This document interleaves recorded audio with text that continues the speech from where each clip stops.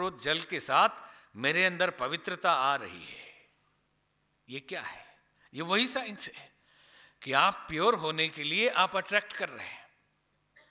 तो इस तरह से सफलता और असफलता का जो जड़ है वो विचारों में है।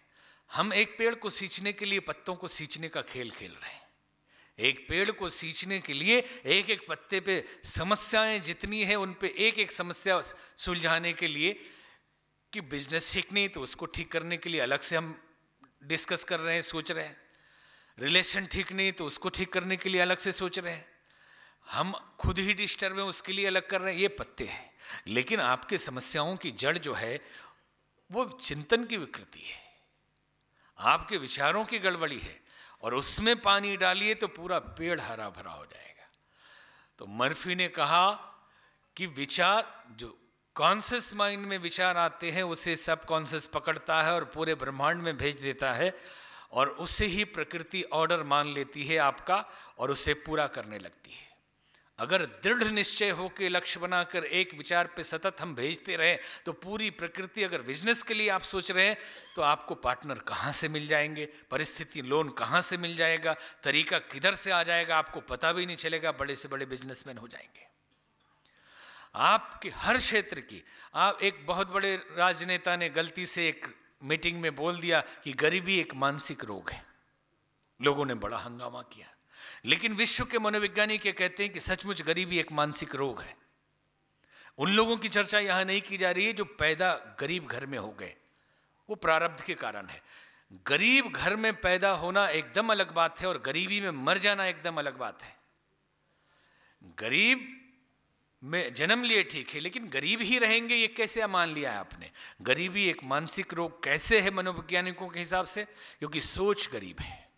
दुनिया के सारे लोग जो अमीर हुए हैं, केवल अमीर पैसे के लिए यहां हम नहीं बोल रहे हैं, सफल होने की दृष्टि से, कि वैभव की दृष्टि से, प्रतिष्ठा की दृष्टि से, व्यक्तित्व की दृष्टि से, सम्मान की दृष्टि से, संघर्ष और सफलता की दृष्टि से जो अमीर और संपन्न है उनको अगर देखेंगे तो हमेशा उनके विचार रचनात्मक रहे हैं और वो सफल होंगे ऐसा विश्वास हमेशा रहा है, और वो सफल है ऐसा भी विश्वास लेके वो चलते रहे।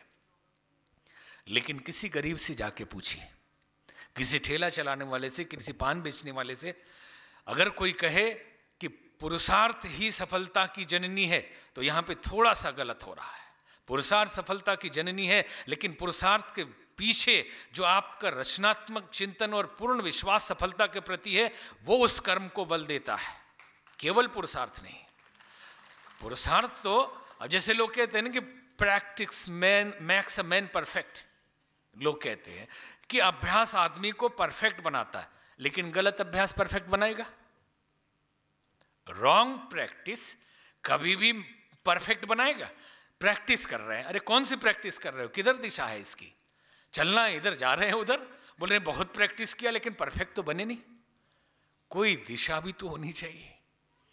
तो गरीब आदमी, आप पान बेचने वाले 12 घंटे बेचते हैं, कभी अमीर होते देखा? कोई कोई हो जाए तो निश्चित ही होने वाले के पीछे चिंतन उसका अमीर होने का रहा होगा। किसी ठेला चलाने वाले से पूछिए तो कहे क्या बाबू आप बात करते हैं, हम लोग गरीब आदमी, पिताजी भी यही करते थे, खानदान यही करते हुए रह गया, हमारी जिंदगी तो इसी में चलती है। ये सोच उसको गरीब बनाए हुए है, वो उसी को आकर्षित कर रहा, क्योंकि परमात्मा सोचता है बेटे को यही पसंद है।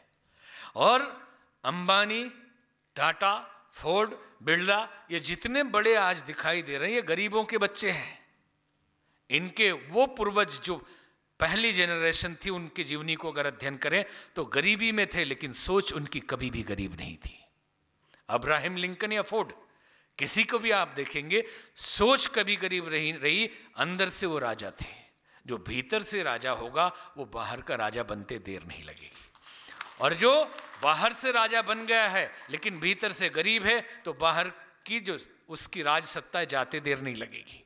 जो भीतर का भिखारी है कितने दिन के लिए उसके पास टिकने वाला? भगवान बुद्ध कहा करते थे कि बाहर का संसार भीतर के संसार से संचालित होता है। तुम्हारे भीतर का संसार जैसा होता है तुम्हारी बाहर की पूरी सृष्टि ऐसी ही होती है, और हम अपनी सृष्टि खुद बनाते हैं। इसलिए तो ऋषियों ने कहा तन्मय मनः स्यु संकल्प मस्तु। आपके मन का संकल्प ही आपकी सृष्टि है।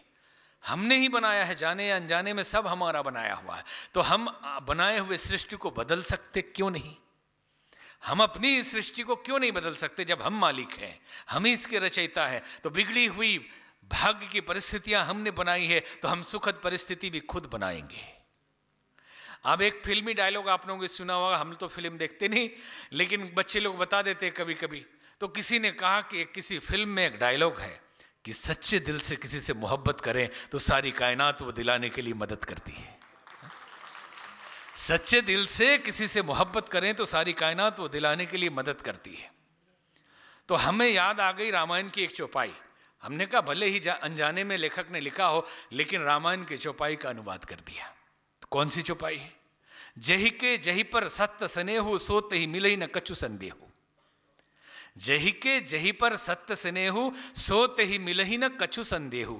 जिसका जिस पे ट्रू लव हो, सच्ची मोहब्बत हो, वो उसे मिल ही जाएगा, इसमें कोई संदेह नहीं करना चाहिए, क्योंकि पूरे ब्रह्मांड की शक्तियां वो दिलाने के लिए काम करती है। पूरे कायनात की ताकत लग जाती है कि जिसका जिससे मोहब्बत हो, जिससे लगाव हो, वो उसे मिलना ही चाहिए और मिलेगा ही। तो हमने किसी से पूछा कि भाई ये फार्मूला तो बड़ा अच्छा है, लेकिन सच्ची मोहब्बत है ये कैसे पता चलेगा? किसी को किसी से प्यार हो गया ये कैसे पता चलेगा? तो लोगों ने, अनुभवी लोगों ने कहा कि जिससे प्यार हो जाए उसकी बहुत याद आती है। जिससे प्यार हो जाए बड़ी अनायास ही बहुत याद आती है उसकी। तो हमने कहा इसको उलट दीजिए, जिसकी याद आ रही है उससे प्यार हो गया समझ लो। जिसकी याद आ रही है उससे प्यार हो चुका है, ये समझ लेना। अब जरा एक डायरी और पेन लेके देखना, बैठ जाना एक दिन और दिन भर का, एक दिन का विश्लेषण करना कि किसकी याद आ रही है। जरा लिखना, किसी लड़के की, किसी लड़की की, किसी पोस्ट की, किसी टारगेट की, किसी लक्ष्य की, गरीबी की, कर्जे की, असफलताओं की, पिछले दिनों घटी हुई दुखद घटनाओं की। किसी ने गाली दे दिया था, किसी ने अपमानित कर दिया था, असफल हो गए थे, दुखी हो गए थे, परेशान हो गए थे, इन सब चीजों की याद आ रही है तो समझ लेना अगर कर्जे को याद कर रहे हैं तो कर्जा से प्रेम हो गया है और कर्जे में आप डूबने ही वाले हैं। अगर किसी की निंदा की याद आ रही है कि वो बेकार आदमी है बहुत, आपकी निंदा होने ही वाली है, आपकी शिकायत होगी, क्योंकि आप उसको पसंद कर रहे हैं। दुखद परिस्थितियों को, बिगड़ी हुई परिस्थितियों को बार बार याद करेंगे तो नेचर के द्वारा, ईश्वर के द्वारा, परमात्मा के द्वारा मान लिया जाएगा कि आपको इसी से मोहब्बत हो गई है और वही आपको दे दिया जाएगा।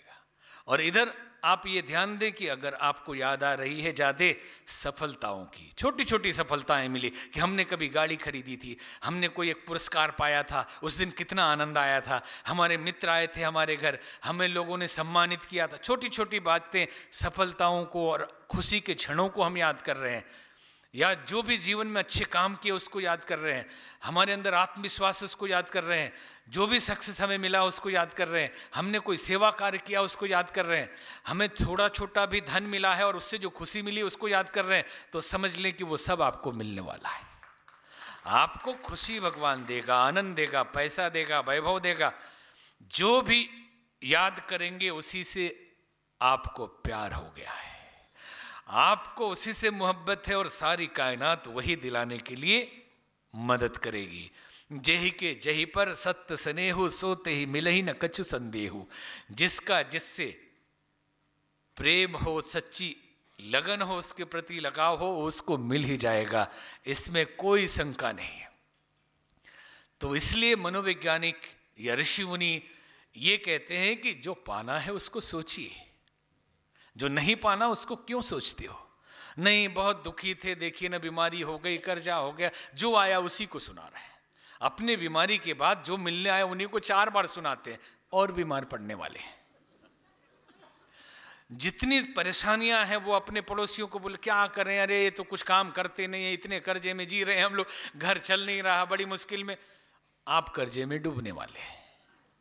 अब चाहे लाख आरती उतार लो या परमात्मा के मंदिर में चले जाओ, कोई भगवान सुनने वाला नहीं। चाहे आप लड्डू चढ़ा लो कि मनोती मना लो, वहां कोई भगवान अलग से नहीं बैठा हुआ, भगवान है, निराकार भी है, साकार भी है। तो कैसे दिखता है वो? जाके हृदय भगति जस प्रीति, प्रभुतः प्रकट सदात ही रीति।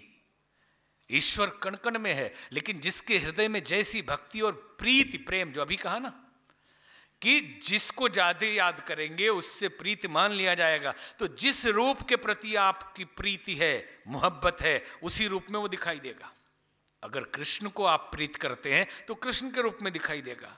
अगर राम को प्रीत करते हैं, बार बार याद करते हैं, राम के रूप में दिखाई देगा। अगर मनी को प्रीत करते हैं तो पैसे के रूप में दिखाई देगा। बोले भगवान के तो दर्शन हुए नहीं, ये जो पैसा आ रहा है क्या है?